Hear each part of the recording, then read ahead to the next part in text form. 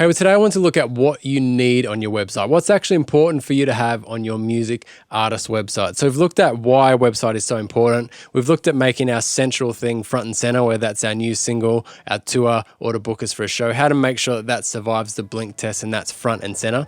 Today we're looking at the rest of the stuff. What do we need on a music artist website to make sure that the website works for us and helps to grow our music and push us forward as a music artist? So we're going to continue to talk about websites today.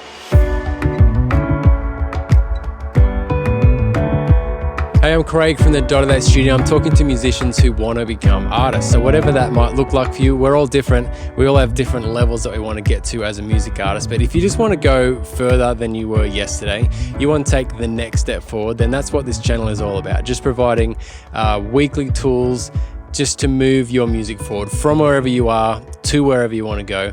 So it's on the podcast as well if you like listening while you're driving or something like that. I know I love a good podcast while I'm commuting. You can find it on your favorite podcast app as well. But today we're going to be looking at websites. And I've been on this for a couple of weeks now because I just believe it's really the power. We focus so much on social media and trying to grow our presence, but we actually want to create fans and create an audience that follows us and kind of moves along that journey with us. Websites is the best way to do that. Social media can leave a lot of people behind. So if you haven't checked out those previous 2 episodes on websites, you'll get a lot out of those as well. But today we're just going to talk about all the features. What do you actually need when you sit down to get your website together? What's important to have on there? We're probably aware of the common things that we need on the website. We need tour dates, we need photos, we need a contact me form. Maybe you've got a newsletter on there, maybe you've got a place where you can showcase your music. But what's actually important to have on there? So I think that really depends on what you are as an artist. So let's look at 3 main things around a website and have a look at the features that we can add that kind of answer these questions. So that is, who are you? Where can we find you? And how can we connect? So I reckon if our website can answer those 3 questions, that's going to be really good. So first of all, if we look at who are you? So this might be things like photos or your bio or maybe your logo, your branding, that sort of thing. That's going to define who are you. So I think a bio is a super hard sort of thing to do. It's kind of hard to write about yourself. Maybe you've got someone that has written about you. And I've done an episode on this in the past, how to write a really good bio. I think as we're growing, the best way to do this is to be in first person. So rather than saying, Craig Honeysett has 7 years, you could go, I have been doing this for 7 years. I reckon that's good. Maybe I'll link that episode about the bios up there so you can check that out. It could also be photos. So this is where your gallery is, where we're kind of seeing who you are. What are you about? What can we expect from you? Who are you? The gallery, I reckon, I prefer having a gallery kind of within the website. So rather than a tab that has the gallery, but maybe that's something you really like. So a tab that just has a bunch of photos, bunch of videos of you that kind of explains who you are. And the other thing is just your branding.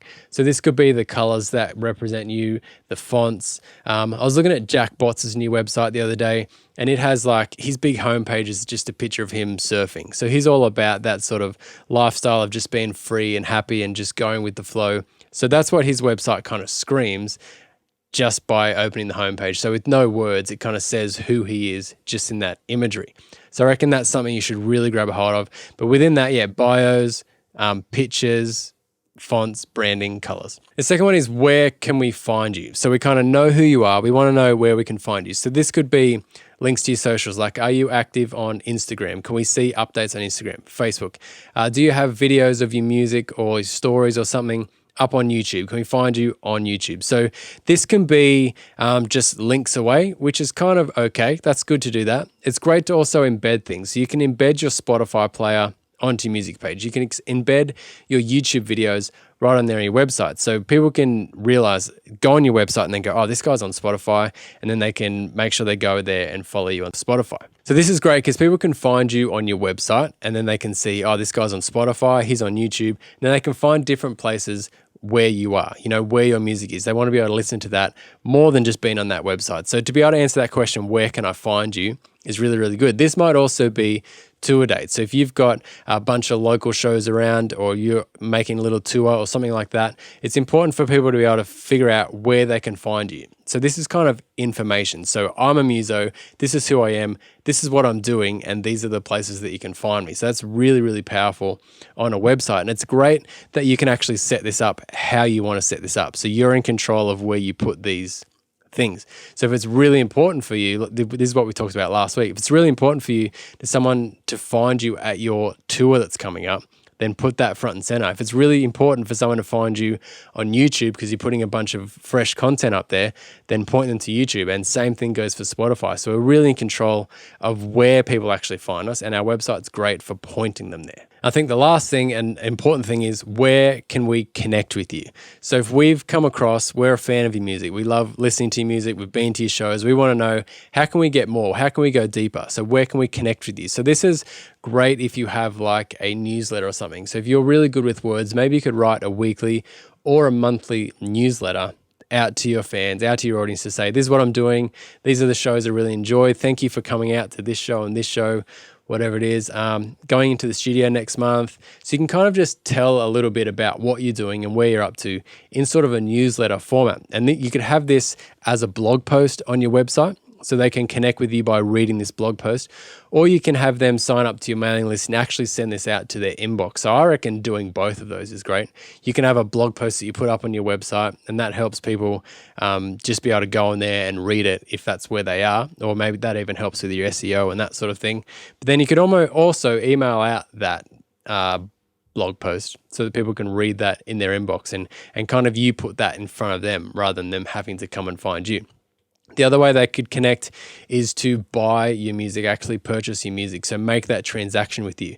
So at this point, we could have like that online store or that place where they could download your music or whatever you want to do, where they can actually connect with you. So further than just listening to it and knowing where to find you, they actually do find you. They actually buy some of your music, buy some of your merch, and connect with you in that way by transferring money. And once you get to that stage, then you're really locking in and deepening that relationship with your audience, because they value you enough to transfer that money to you so that you can transfer that value, whatever that is, your music or your merch, back to them. So that's an excellent way they connect with you. And the other thing here is probably selling tickets to shows. So is there some way on your website where they can actually buy the tickets to your show? Again, giving you money, making a transaction with you, but they're connecting with you. They actually want to see you live. They want to be where you are and hear your music, hear your art live. So having a spot where they can buy. So this is how they can connect with you, is stores and it's newsletters. And I've talked at length about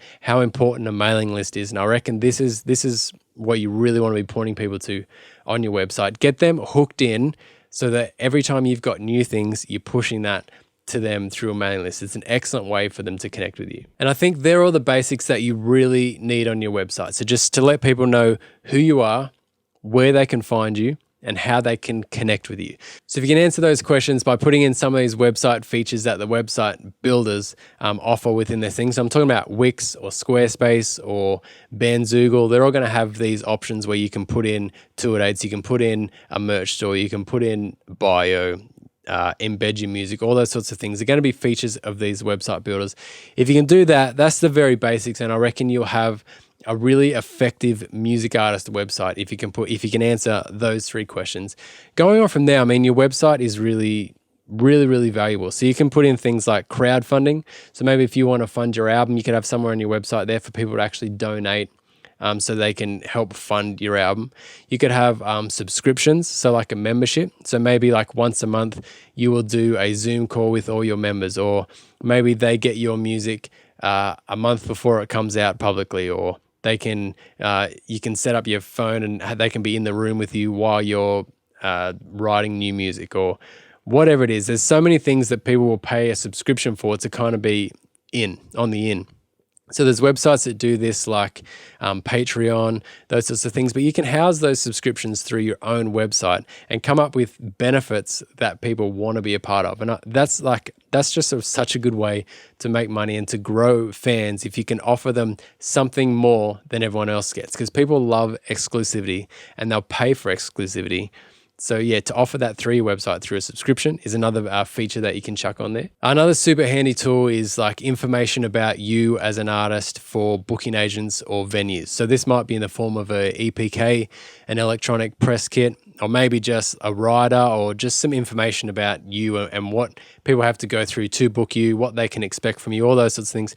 And it's not really information that fans or your audience really cares about. So to have that kind of as a PDF or a page in your website that people who are interested in that, venues, booking agents, tour agents, labels, those sorts of things, they can find that and read that information.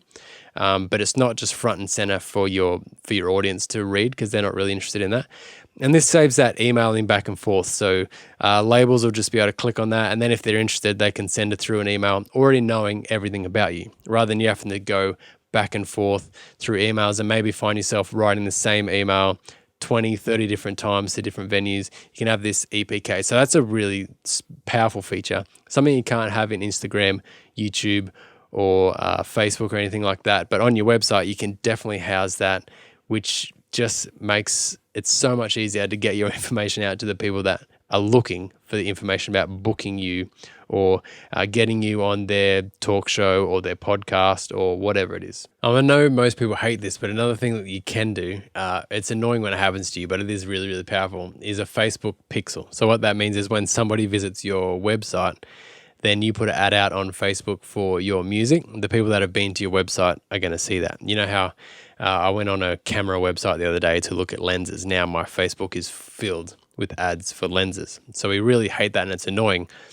But it's warm leads. The reason they're advertising to me about lenses is because that's what I was looking at buying. So if someone's on your website looking for music, if you've got merch to sell, you've got tickets to sell to a show or something like that, they're the people that are already interested. So it works really well. So there's all those sorts of data things, and same with SEO. If you're into country music, then you can put those sort of SEO tips. So when people are just searching for new country music or country music artists for this show or something like that, all those SEO bits of metadata in your website will start to show up for Google. So if you want to get really nerdy and technical, there's a bunch of things that you can do in the back end of your website so that you just become more searchable.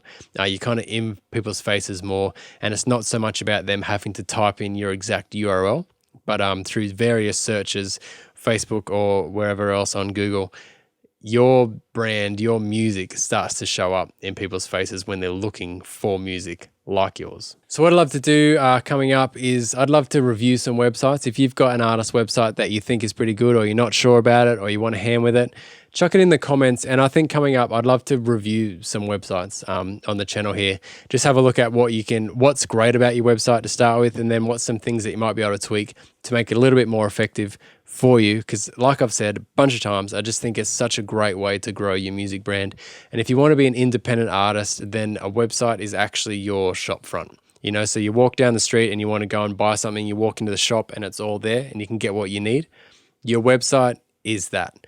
Instagram is not that. Facebook's not that. YouTube's not that. They're great sort of billboards for your music, but your website can really be your shop front.